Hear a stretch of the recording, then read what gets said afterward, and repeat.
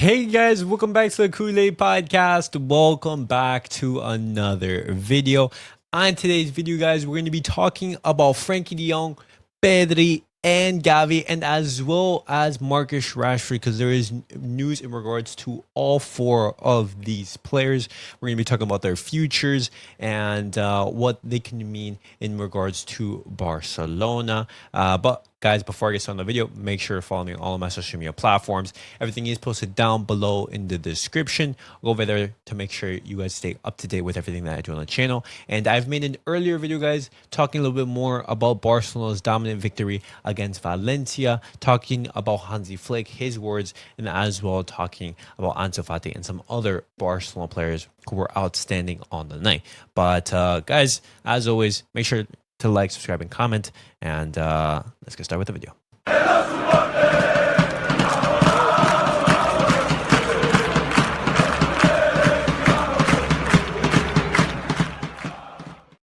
All right, guys, let's get started with the video and let's talk about Frenkie de Jong, because after yesterday's match, news has emerged that Frenkie de Jong, he has decided to, I wouldn't say necessarily to change his mind, but he is now open to staying and renewing with Barcelona. Now, this is very, very interesting because right now he is enjoying a good moment with the club. We do know that previously in the past couple of weeks, he was, struggling. His performances were awful. And, he was really a liability in the team. I was very, very critical of Frenkie de Jong. Even still, I say, hey, Frenkie de Jong, he has a place in this team, but not necessarily as a starter. But Frenkie de Jong, he is, open to staying, open to renewing, and he's showing this willingness even to the, his teammates in the locker room. And that news has been received with a mix of joy and caution by the club, and that's completely understandable because as well there were some other reports that were saying that Frenkie de Jong, he is open to a renewal, but it would be under his terms and he wouldn't be open to drastically reducing that salary that he does have, which is very, very high. Now, if that is the case, I don't know if Barcelona would be looking to sit down with Frenkie de Jong. But first, I don't even know if those rumors are true in regards to that. I feel if Frenkie de Jong is open to staying and renewing with the club, he would as well be looking to readjust that contract to fit Barcelona's wage structure and everything of the sort. But it's it could be interpreted as good news that Frenkie de Jong, he does want to stay. Obviously, when Frenkie de Jong, he is firing all cylinders. He has a 100% physically and as well showing his effort on the pitch. He could be a very, very good asset to the team. And I want to know your guys' thoughts in regards to Frenkie de Jong, his willingness to stay and be open to a renewal. Let me know your guys' thoughts down below in the comments. And when we talk about renewal, we have to talk about both Pedri and Gavi, because Barcelona, after officially renewing Gerard Martin and Ron Araujo, Barcelona, they're not going to be looking to renew Pedri and Gavi. We do know that Pedri, he is recovering from that illness, which he is said to be fit against the match against Atalanta.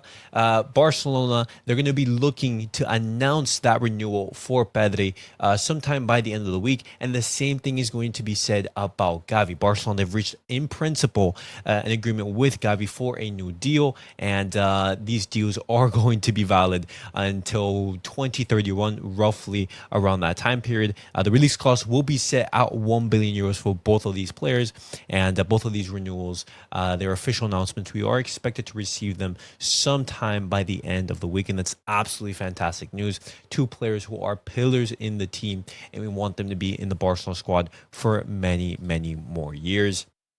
And I'm so excited to see them, don the Barcelona jersey for many, many more years. And in regards to, some potential additions to the squad, guys, I want to talk about Marcus Rashford, because in the last couple of days, there's been some interesting reports in regards to Marcus Rashford. We know Ansu Fati's stance in regards to his decision to stay at Barcelona. We know that Ansu Fati, he wants to stay. And we know that Barcelona, they are interested in Marcus Rashford. But some more recent reports have come out that have said that Marcus Rashford, he is open to do everything in his power to make a deal happen. He's willing to lower his salary to match what Barcelona they do need. But as we do know already, Barcelona, we need to reduce and create salary space in order to bring on Marcus Rashford. And that obstacle is Ansu Fati. Barcelona, we haven't made any formal arrangements with Marcus Rashford because of the need to create salary space. And if Marcus Rashford, he is able to decrease that massive wage that he does have at Manchester United to a somewhat reasonable wage in the Barcelona wage structure, that could make things easier for us. But the obstacle remains that we do need a player to leave. If that does not happen, then we will not be able to sign Marcus Rashford. And that is especially looking at how much of a toxic environment there is at the moment between Amorim and Rashford, the Manchester United coach, and he has spoken in regards to Rashford, and he was very damning in the words against the Englishman, and this is what he had to say. It's the same. It's always the same reason. So what is that reason? The reason is the training, the way I see what a footballer should do in training, in life, and is every detail. So if things don't change, I will not change. So if he's still here after the window closes, It's the same situation for every player. If you do the maximum, if you do the right things, we can use every player. And you can see it today on the bench. We miss a little bit like pace to go, to change the game, to move some pieces, but I prefer like that. I will put Vital before I put a player that don't give the maximum every day. So I will not change in that department.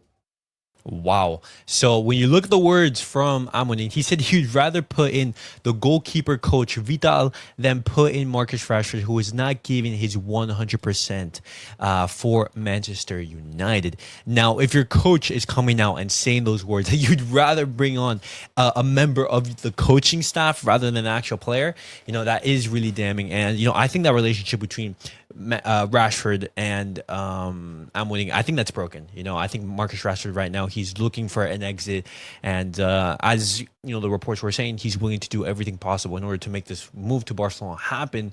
But we need to create some salary space in order to make it happen. And this does to reek a little bit more of like a deadline day transfer. Maybe Ansu Fati, with the lack of minutes, decides, hey, you know what, Hansi Flick is not going to play me at all whatsoever.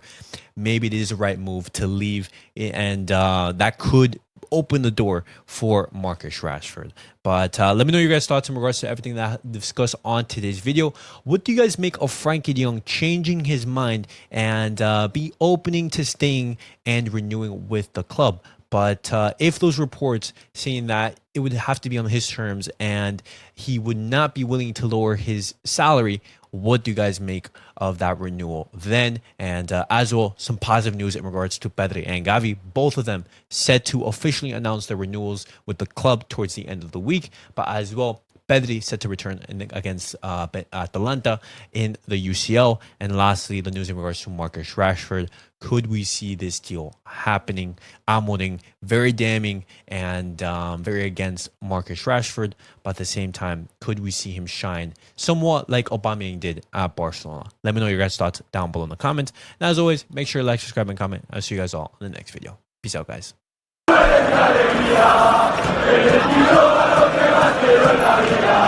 Vamos.